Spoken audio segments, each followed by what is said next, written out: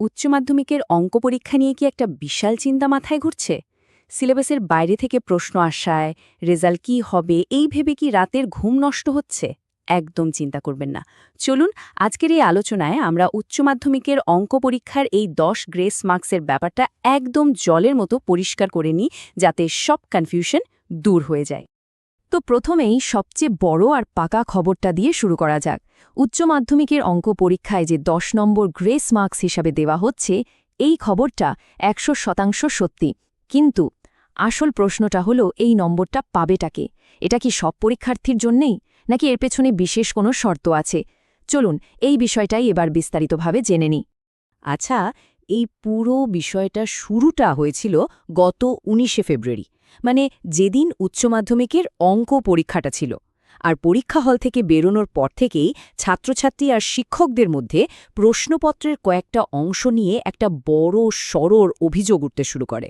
প্রশ্ন হলো, সমস্যাটা ঠিক কী ছিল, অভিযোগটাই বা কী নিয়ে?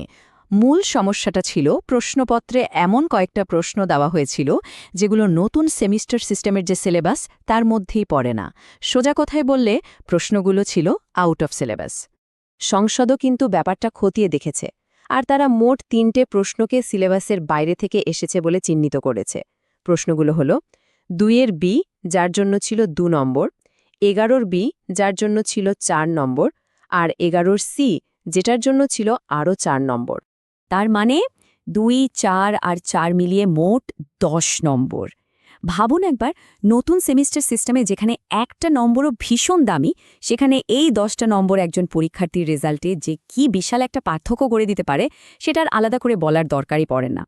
ছাত্রছাত্রী আর শিক্ষকদের এই যে যুক্তিসঙ্গত উদ্বেগ, এই অভিযোগগুলো কিন্তু শেষ পর্যন্ত উচ্চ মাধ্যমিক শিক্ষা সংসদের কানে পৌঁছয়।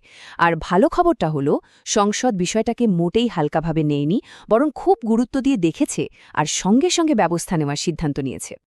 আর তারপরেই এলো সেই স্বস্তির খবরটা।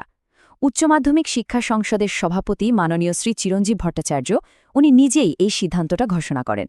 ওনার কথাগুলো ছিল একদম স্পষ্ট যে ছাত্রছাত্রীদের কোনোভাবেই ভুগতে হবে না। সিদ্ধান্ত নেওয়া হয়েছে যে ওই নির্দিষ্ট 10 নম্বর গ্রেস হিসেবে দেওয়া হবে। আর এই গুরুত্বপূর্ণ ঘোষণাটা কিন্তু আর কেউ নন, একেবারে উচ্চ মাধ্যমিক শিক্ষা সংসদের সভাপতি শ্রী চিরঞ্জীব ভট্টাচার্য নিজে করেছেন। কাজেই এই খবরের বিশ্বাসযোগ্যতা নিয়ে আর কোনো রকম সন্দেহের জায়গাই নেই। এটা একটা 100% অফিসিয়াল সিদ্ধান্ত। আচ্ছা, এবার আসা যাক সেই আসল প্রশ্নটায়, যেটা নিয়ে ছাত্রছাত্রীদের মনে সবচেয়ে বেশি ধোঁয়াশা। এই 10 নম্বরটা কি তাহলে প্রত্যেক পরীক্ষার্থী এমনি এমনি পেয়ে যাবে? মানে যারা যারা অঙ্ক পরীক্ষা দিয়েছে তাদের সবার খাতাতেই কি 10 নম্বর যোগ হয়ে যাবে? এর এক কথার উত্তর হল না, সবাই এই নম্বরটা পাবে না। এর জন্য একটা খুব জরুরি শর্ত রাখা হয়েছে, আর এই শর্তটা কিন্তু খুব মন দিয়ে বোঝা দরকার। শর্তটা হলো, ওই নির্দিষ্ট প্রশ্নগুলো অ্যাটেম্প্ট করতে হবে। এখন এই অ্যাটেম্প্ট করা মানেটা ঠিক কি? সংসদ কিন্তু সেটাও পরিষ্কার করে দিয়েছে। অ্যাটেম্প্ট করার মানে হলো উত্তর দেওয়ার চেষ্টা করা।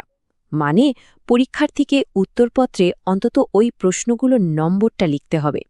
উত্তরটা ঠিক হলো না ভুল, সম্পূর্ণ হলো নাকি হলো না, তাতে কিচ্ছু যায় আসে না।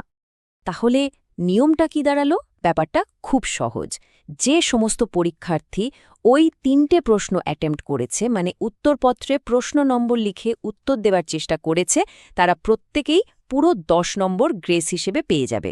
কিন্তু যারা প্রশ্নগুলো একদমই ছেড়ে দিয়েছে, খাতায় প্রশ্ন নম্বরটুকুও লেখেনি, তারা কিন্তু এই গ্রেস মার্কস পাবে না। সুতরাং সবচেয়ে গুরুত্বপূর্ণ পয়েন্ট এটাই, উত্তর সঠিক হয়েছে কি না সেটা এখানে দেখাই হবে না। শুধুমাত্র প্রশ্ন নম্বর লিখে উত্তর দেওয়ার সামান্যতম চেষ্টা করলে, এমনকি উত্তরটা যদি ভুলও হয়, তাহলেও ওই প্রশ্নের জন্য বরাদ্দ পুরো নম্বরটাই পাওয়া যাবে। এটাই হলো সংসদের ছাত্রদরদি সিদ্ধান্ত। সংসদের এই যে এত দ্রুত একটা সিদ্ধান্ত, আর সেটাও ছাত্রছাত্রীদের কথা মাথায় রেখে, এটা নিঃসন্দেহে প্রশংসার যোগ্য।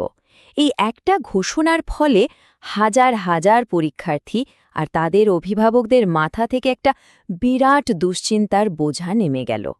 তাহলে আজকের আলোচনা থেকে যে 4টে মূল বিষয় আমাদের মনে রাখতে হবে, সেগুলো হলো: 1. 10 গ্রেস মার্কস দেওয়া হচ্ছে, এটা নিশ্চিত। 2 এই নম্বর শুধুমাত্র 2-এর বি, 11-র বি এবং 11-র সি প্রশ্নের জন্য। 3 নম্বর পেতে গেলে প্রশ্নগুলো অ্যাটেম্প্ট করা বাধ্যতামূলক, আর 4 নম্বর অ্যাটেম্প্ট সঠিক না হলেও পুরো নম্বরই দেওয়া হবে। আশা করি এই বিস্তারিত আলোচনার পর গ্রেস মার্কস নিয়ে আর কোনো সংশয় নেই। এখন এই অফিসিয়াল নিয়ম অনুযায়ী নিজের ফলাফলের উপরের কী প্রভাব পড়বে সেটা একবার ভেবে দেখা যেতে পারে।